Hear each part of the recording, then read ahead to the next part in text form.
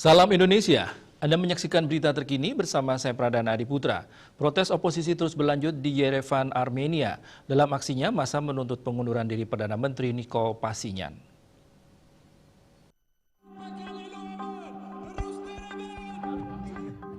Unjuk rasa tersebut terjadi setelah Pashinyan menuduh sejumlah pejabat tinggi militer mencoba melakukan kudeta setelah mereka meminta dirinya untuk mundur. Tudingan tersebut semakin membakar gelombang aksi protes berbulan-bulan menuntut pengunduran diri Pashinyan. Aksi anti Pashinyan berlangsung menyusul kekalahan Armenia dalam konflik dengan Azerbaijan terkait kawasan Nagorno-Karabakh. Pashinyan menghadapi kritik tajam setelah menandatangani perjanjian damai pada tanggal 10 November yang membuat Azerbaijan merebut kembali kendali atas sebagian besar wilayah Nagorno-Karabakh dan kawasan sekitarnya. Daerah tersebut telah dikuasai pasukan Armenia selama lebih dari seperempat abad.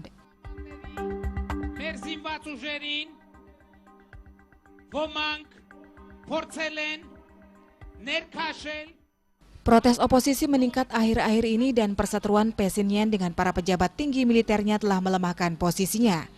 Situasi ini meningkatkan kekhawatiran tentang stabilitas di kawasan Kaukasus Selatan yang strategis tersebut, yang merupakan jalur pengiriman minyak mentah Azerbaijan di kawasan Kaspia ke pasar negara-negara barat.